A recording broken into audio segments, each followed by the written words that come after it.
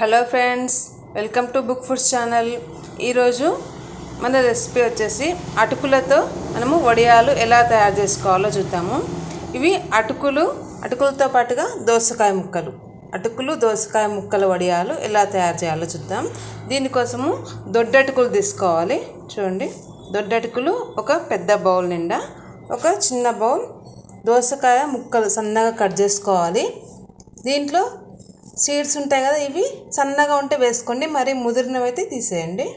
తర్వాత పచ్చిమిర్చి పేస్ట్, ఉప్పు, జీలకర్ర ఒక స్పూన్. ముందుగా మనము ఈ అటుకులు ఉన్నాయి కదా, అటుకులను ఒక గిన్నెలో వాటర్ తీసుకోవాలి.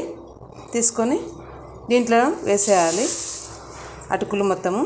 ఈ అటుకులు దోసకాయ వడియాలు లాగే మనము అటుకులు మిక్స్ చేసి దానికి టమాటా కూడా వేసుకోవచ్చు. అదేవిధంగా ఏదైనా ఇలా ఆకుకూరలు, కొత్తిమీర లాంటివి కూడా యూజ్ చేసి పెట్టుకోవచ్చు. ఇవి పుల్లగా కారంగా ఉంటాయి. ఇంట్లో పచ్చిమిర్చి వేస్తాం కాబట్టి కారం వస్తుంది, తర్వాత పులుపు వస్తుంది. ఉప్పు, పులుపు, కారంతో ఈ వడియాలు చాలా బాగుంటాయి.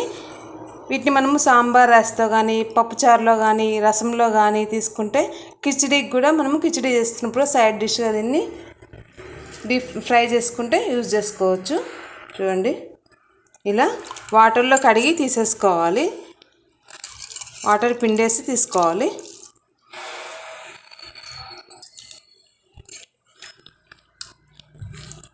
ఈ విధంగా మొత్తం అటుకుల్ని నీళ్ళలో ఒకసారి కడిగి సపరేట్ తీసేసుకోవాలి.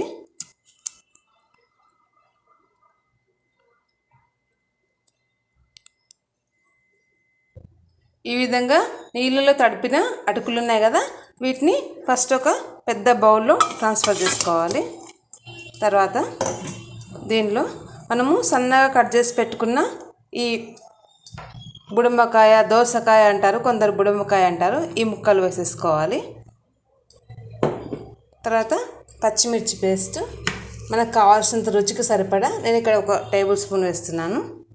తర్వాత ఉప్పు ఒక హాఫ్ టేబుల్ స్పూన్. చూసి తక్కువ పడితే మళ్ళీ వేసుకోండి, వడియాలకి ఉప్పు తొందరగా ఎక్కువ అవుతుంది. తర్వాత జీలకర్ర ఒక 1 స్పూన్. వీటన్నిటిని మంచిగా మిక్స్ చేసుకోవాలి, కలుపుకోవాలి. ఇవి అసలు ఎవరైనా పెట్టుకోవచ్చండి, ఇంట్లో కూర్చున్న దగ్గరే పెట్టేసుకోవచ్చు.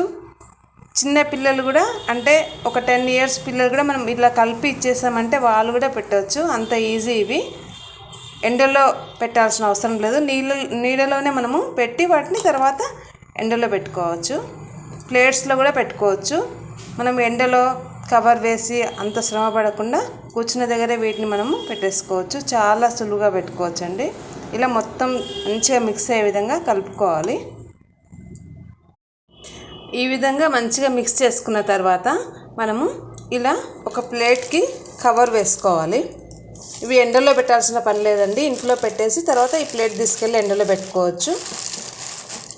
కవర్లో ఈ ప్లేట్ పెట్టేసుకోవాలి, లేదంటే కవర్ అయినా వేసుకోవచ్చు. పైన గాలికి ఎగరకుండా ఉంటుందని నేను కవర్లో ప్లేట్ పెట్టాను. ఇలా పెట్టేసుకొని తర్వాత ఒక చిన్న బౌల్లో వాటర్ తీసుకోవాలి.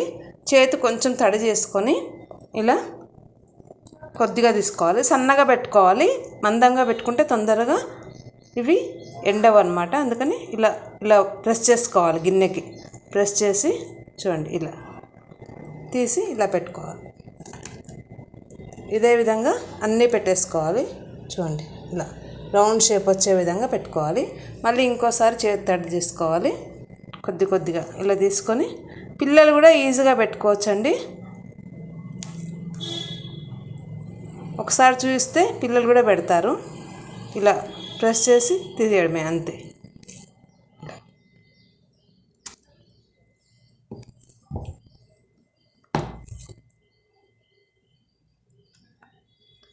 సులభంగా మనము ఈ కొద్దిగా అటుకులతోనే మనకి ఒక 50-60 వడియాలు అవుతాయి. చూడండి, ఈ సైజు అయితే ఈ విధంగా పెట్టేసుకోవాలి.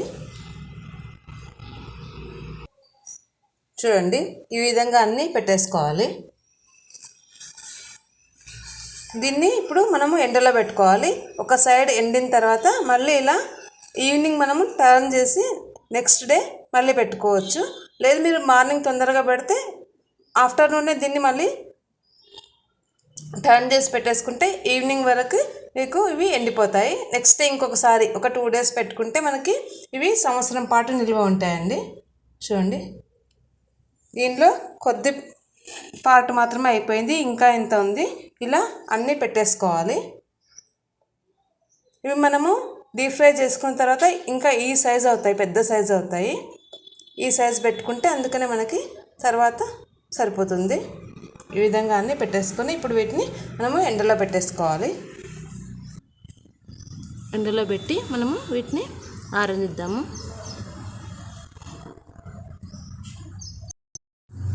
చూడండి, 2 రోజులు మనము ఎండలో పెట్టుకున్న తర్వాత ఎలా అయ్యాయో. ఇవి సగ్గుబియ్యం వడియాల్లా కాదు, కొంచెం మందం ఉంటాయి కాబట్టి 2 రోజులు మంచి ఎండలో పెట్టుకోండి. ఇలా బాగా ఎండిన తర్వాత ఇప్పుడు ఎలా ఫ్రై చేస్తే ఎలా అవుతాయో చూడండి. ఇదే పద్ధతిలో మనము వరి పాలాలు ఉంటాయి కదా, వరి పాలాలతో కూడా పెట్టుకోవచ్చు. అటుకుల బదులుగా వరి పాలాలు యూజ్ చేసి కూడా పెట్టుకోవచ్చు. మీకు ఈ వీడియో నచ్చినట్లయితే తప్పకుండా లైక్, షేర్, ఇంకా సబ్స్క్రైబ్ చేసుకోండి మన ఛానల్ని. అదేవిధంగా వాట్సాప్ గ్రూప్స్లో కూడా మన ఛానల్ని షేర్ చేయండి. ఎంతోమందికి ఈ వీడియోస్ ఉపయోగపడతాయి. కొత్తగా వంటలు నేర్చుకునే వాళ్ళు కూడా ఇలాంటివి ఈజీగా పెట్టుకోవచ్చు ఇంట్లోనే. చూడండి, ఇప్పుడు మనం వీటిని ఫ్రై చేసి చూద్దాము.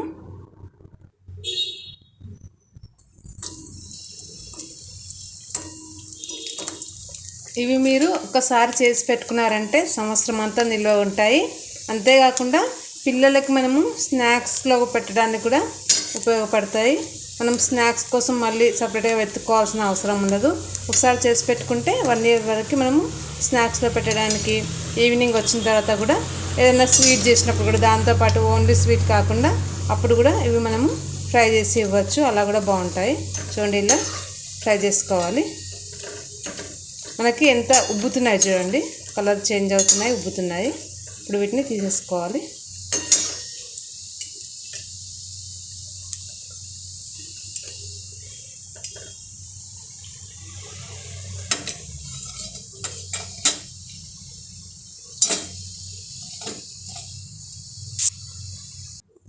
చూడండి, పుల్లగా, కారంగా, ఉప్పగా ఉండే దోసకాయ వడియాలు రెడీ అయిపోయాయి. చూడండి ఎలా అయ్యాయో. ఓవర్గా అవుతాయి, చాలా రుచిగా ఉంటాయి. చూడండి, తప్పకుండా ట్రై చేయండి. ట్రై చేసిన తర్వాత మీకు ఎలా కుదిరాయో కూడా కమెంట్ బాక్స్లో తెలియజేయండి. Thank you for watching.